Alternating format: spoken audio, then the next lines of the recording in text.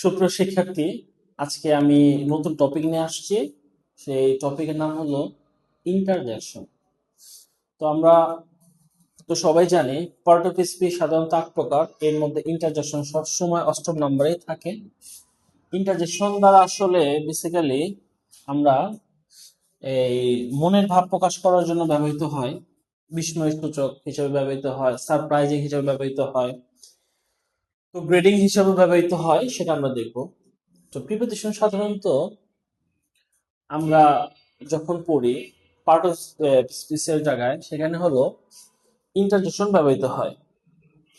তো ইন্টারজেকশন সাধারণত কি হিসেবে ধরা হয়? ইন্টারজেকশনে আসলে কি কোনো গুরুত্ব তেমন নেই, তবে অর্থ প্রকাশ ক্ষেত্রে ইন্টারজেকশন ব্যবহৃত হয়, ভূমিকা পালন করে। তো সেটা আমরা দেখব। ইন্টারজেকশন কত প্রকার? ইন্টারজেকশন সাধারণত 6 প্রকার। কত প্রকার? 6 প্রকার। এই 6 প্রকার, এই 6 প্রকার কি কি বা কিভাবে প্রকাশ পাবে সেটা আমি প্রকাশ করব আজকে। ইন্টারজেকশন সাধারণত বিস্ময় সূচক অব্যয় হিসেবে ব্যবহৃত হয়। আচ্ছা, ইন্টারজেকশন ফর গ্রেডিং। গ্রেডিং মানে তো তোমরা জানো, hi, hello, how are you, শুভেচ্ছা বিনিময়ের ক্ষেত্রে ব্যবহৃত হয়। আমি আগেই বলছি যে ইন্টারজেকশন সাধারণত 6 প্রকার। কয় প্রকার? 6 প্রকার। তো প্রথমটি হলো, এক, ইন্টারজেকশন ফর গ্রেডিং। দুই, ইন্টারজেকশন ফর জয়। জয় মানে আনন্দ, ওয়াও, হুররে ব্যবহৃত হয়। ওয়াও, ঠিক আছে, হুররে, হুররে হিসেবে ব্যবহৃত হয়। তো যাই হোক, এটা 2 নম্বর গেল। 3 হলো ইন্টারজেকশন ফর সারপ্রাইজ। সারপ্রাইজ তো মানে তো জানো, হুট করে সারপ্রাইজিং কিছু হওয়া।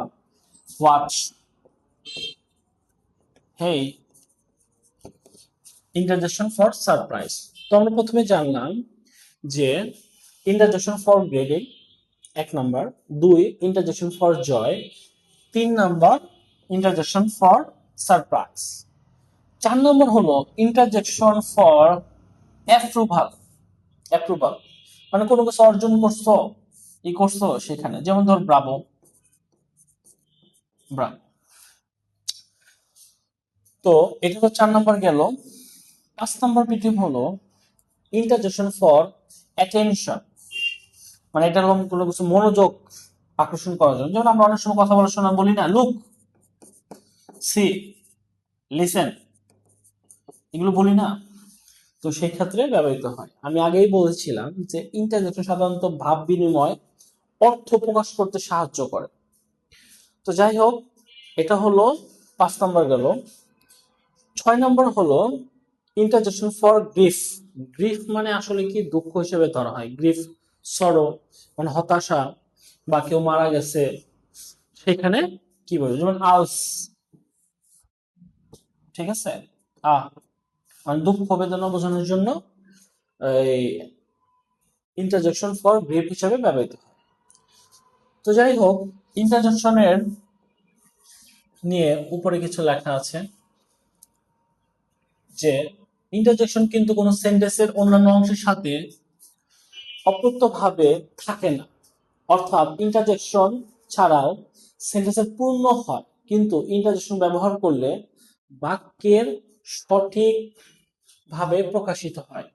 মানে আমি যতটুকু বলতে চেয়েছি যে ইন্টারজেকশন আমরা লেখার সময় বা বলার সময় নাও ব্যবহার করতে পারি, সমস্যা নেই, কিন্তু ব্যবহার করলে মনের ভাবটা পূর্ণাঙ্গভাবে প্রকাশ পায়। যেমন খেলায় আমরা এই উইনার হয়েছি, বললাম hurray, we won the match, সেগুলো ব্যবহৃত হয়। তো যাই হোক, ভিডিও বেশি বড় করব না, আজকের জন্য এই পর্যন্তই থাক।